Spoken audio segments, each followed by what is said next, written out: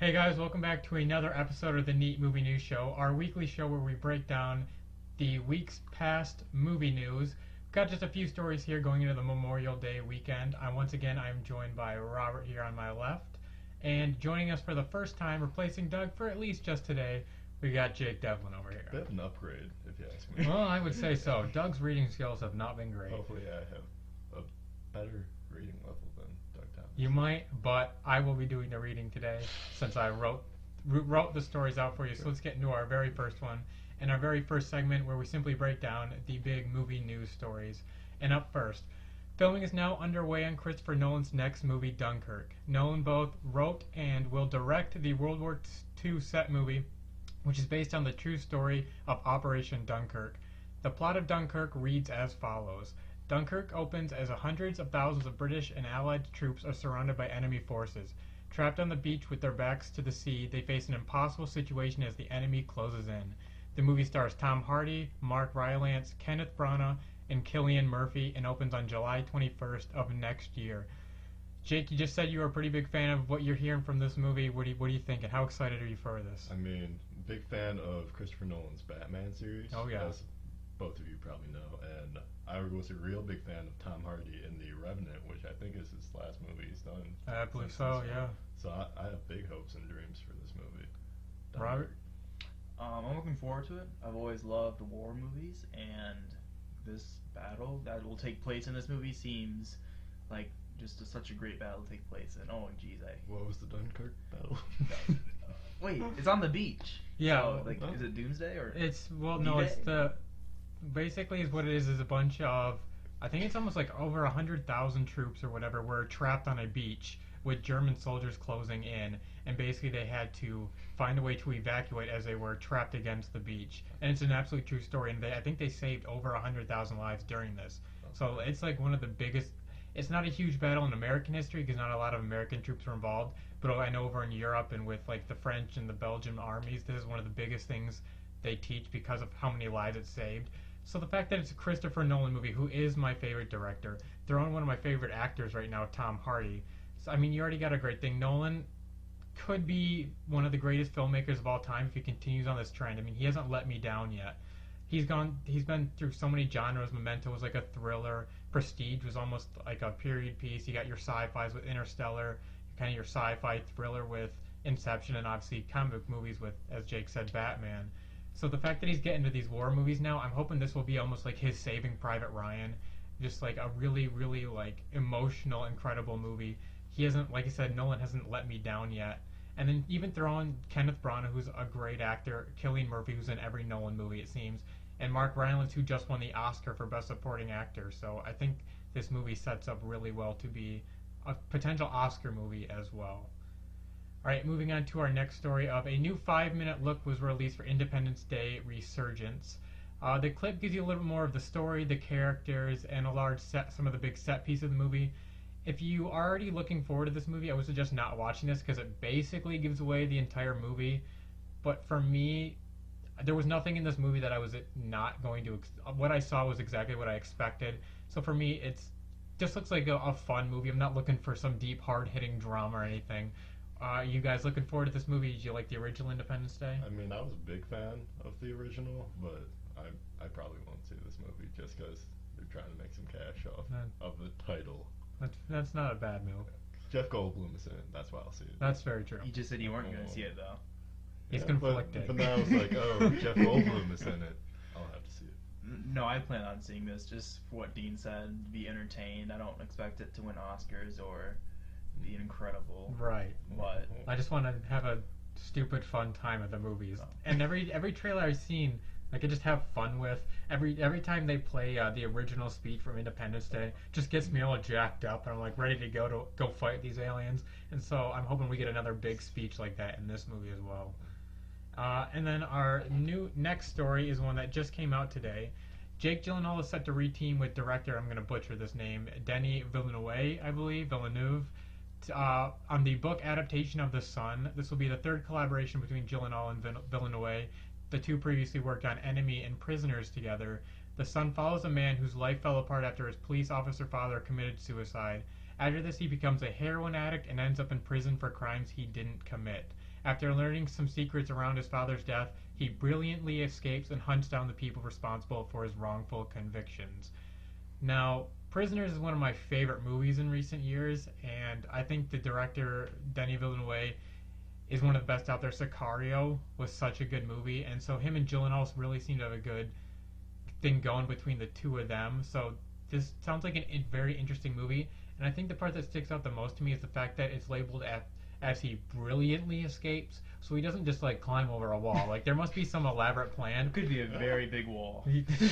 So I'm hoping we get like a really cool like mystery crime thriller kind of that like Prisoners was, but also with maybe like a Shawshank Redemption aspect of how he breaks out of prison. Out of poops. Poop tube. Is this something either of you guys are interested in seeing? Oh yeah. I like most of Jake Gyllenhaal's movies. Prince of Persia was decent. That's probably the one I'm least a fan of. Yeah, I think most people would agree.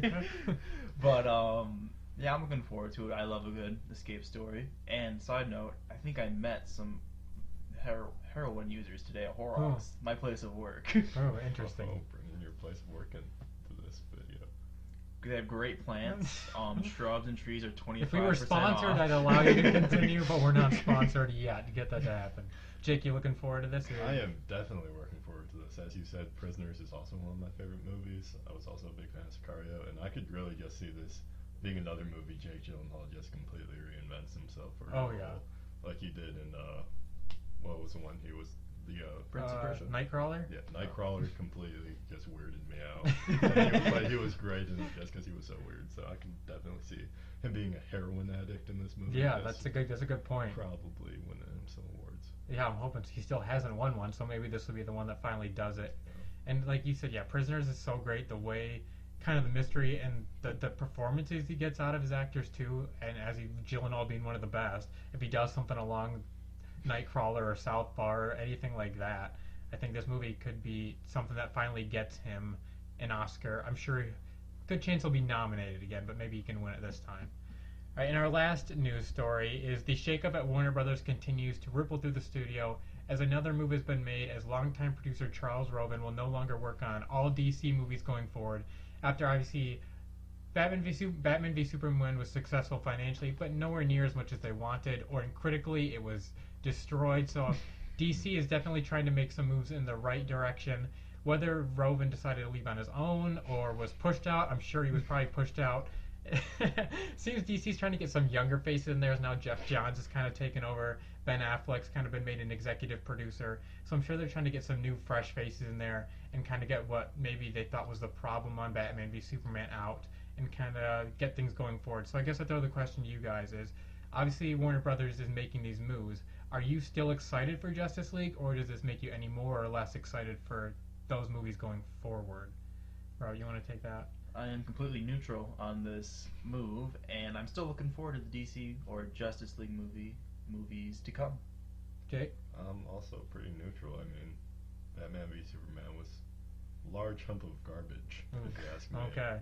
But, I mean, Suicide Squad looks pretty good, but other than that, I'm probably not going to be as much of a fan. Right, and it's going to be a while till we see something from the movie, or a trailer, a couple images or something. And like you said, if Suicide Squad does really well, and then Wonder Woman does really well, and Wonder Woman looks really cool from the little bit of footage we've gotten, then no one will care about the failure of Batman v Superman, because all suddenly DC will be out of track until like, what have you done for me lately? And if they do really good there, I think a lot of people will be excited going forward. I kind of liked Batman vs Superman. I wasn't like, oh, this is great. I'm kind of with you. He kind of like really downed it down for me because he saw it first and he says that was just trash. I'm like, okay, I'm gonna go see it and see how much trash it is. I was very disappointed the first, because I saw it like at a Monday advance screening for fans, and I'm sure Robert especially can attest to you how much I was looking forward to this movie. 2 years ago, started talking about it. Exactly. So like I wanted to love this movie so much, and I think my expectations were so high that it let me down.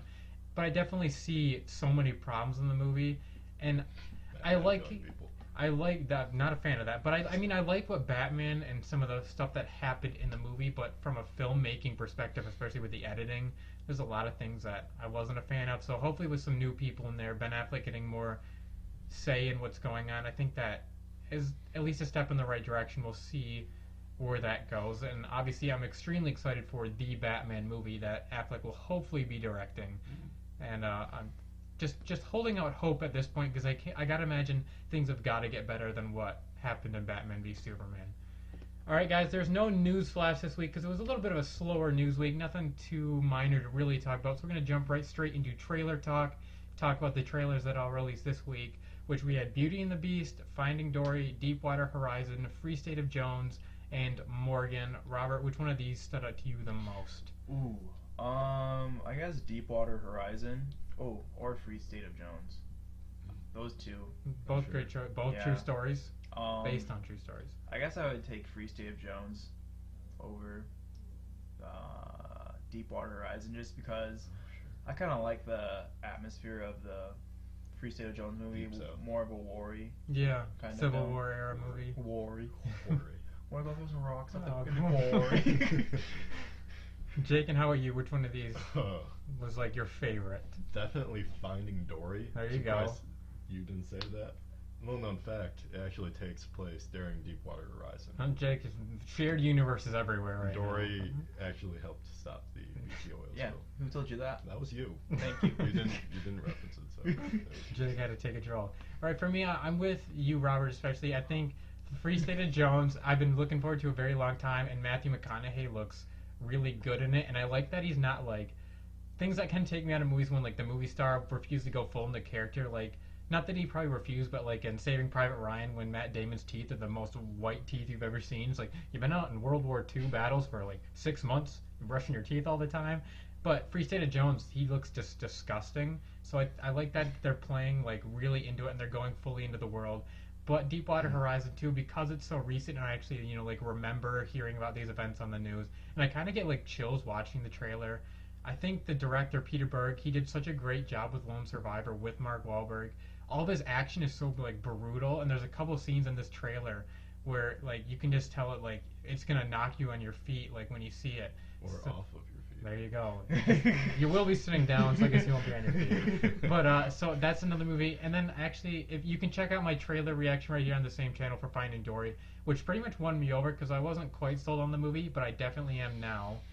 And then I think it's worth mentioning that Morgan is, to me, a really eerie, creepy kind of movie. And I don't do horror movies at all, really. But this one looked like more of like a thriller, sci-fi aspects to it as well. Maybe kind of like an Ex Machina. And that's one of my favorite movies. So that's something I'm actually very curious to see. And then I'm sure we got to talk about Beauty and the Beast because it did break the Star Wars view record for the most views in a 24-hour period. It broke the all-time record. Wow. So a lot of people are looking forward to this, yeah. And I'm looking forward to it. Right. I am not. You're not? Yeah, I'm not.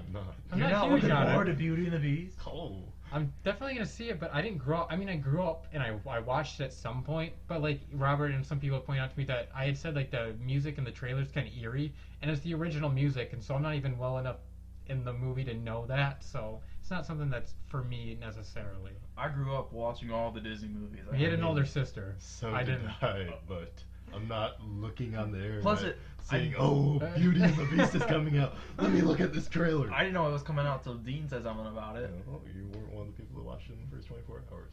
Maybe I was, I don't know. Probably Was watched I? it 18 times. I watched it. You can also check out my trailer reaction Oh, there. God, No, I'm just happy Emma Watson's in it. That No, it's surprised not a me. bad. No, the cast is fantastic, but the thing is, the trailer didn't show you anything really, and the biggest thing I'm curious about is how they make, like, cause isn't it the characters are like living like a clock or like a candlestick? Yeah. Like, how do they?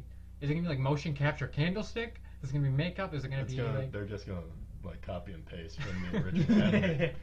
Because that's my biggest question. I will definitely see it because the cast and Disney's been really good with their live action. Cinderella I thought was pretty good, and I don't care about Cinderella, so the fact that I like it. And then the Jungle Book was incredible, so they've got a pretty good track record so far. So I'll definitely see the movie when it comes out.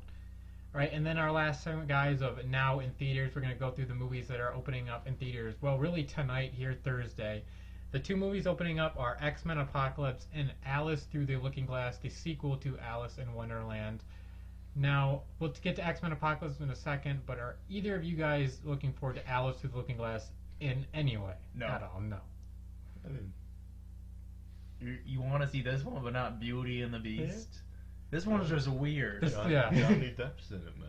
Yeah, but he's in a lot of makeup, and I'm not a fan when I'm he's. not gonna see it. No. I didn't even see the first one. I didn't either, and it looks like if I don't take drugs, but I assume someone on acid, that's what this movie looks like to me. Like there's so many just weird stuff going on. People with giant heads talking cats. Like I don't understand it, and it's a. But Disney you were movie. a fan of the Jungle Book.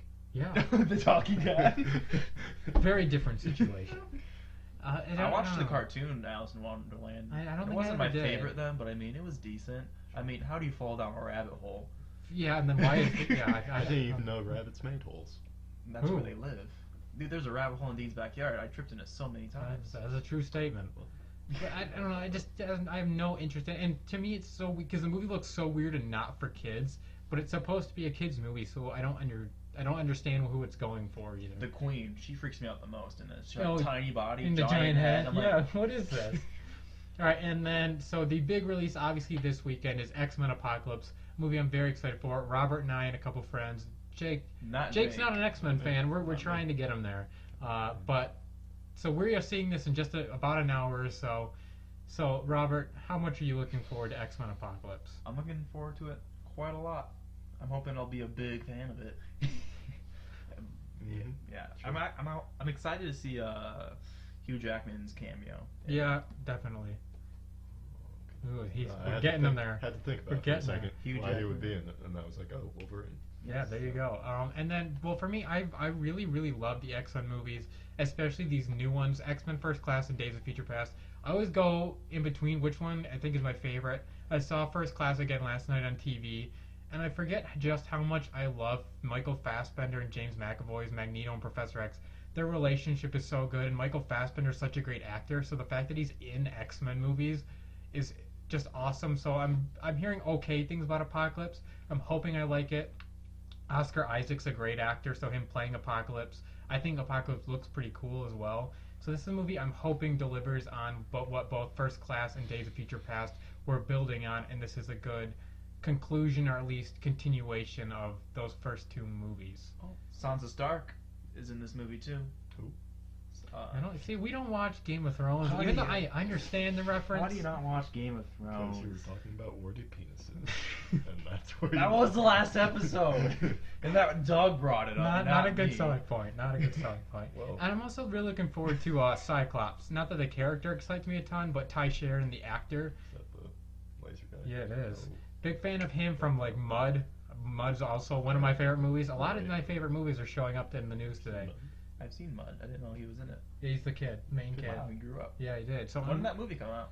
Like 2012. Yeah. It's been 4 years. So yeah, probably filmed 5 years ago. He's like our age, or just even maybe Really? maybe a little bit younger. So I would say young. we're sitting here and he's in an X-Men movie, so I don't know what But to say Dean, about that. we're in neat movie news. That's Let very you true. tell us. We're going places hopefully with this. Hopefully we're going places because you guys are watching and you're liking this. So please like this video. Please subscribe. 1,000,000 likes. There oh, lofty A goals. little love, if you ask me. Oh, okay. This guy's here. And make sure you also are following me on Twitter at Neat Movie News for all the latest in the world of movie news. Can't get this kid to follow because I'm gonna follow him back, but you know, just a little rivalry going up here. Did you follow me back? No, probably not. No, Probably I not. try to keep following news outlets, guys, so I can keep you up to date with news. I tweet like every month. Uh, Tweet about this guy at Horrocks about 8 times a day. yeah, I respond. don't need that. 9 times a day. Snooze. All right, guys. Well, that will do it for our third episode of the Neat Movie News Show. Hopefully, you guys enjoyed it. Hopefully, you enjoy your Memorial Day weekend, and we will see you back here next time. Did I kiss my lips? I don't know. In my hand. I meant to go for the eyebrow, but I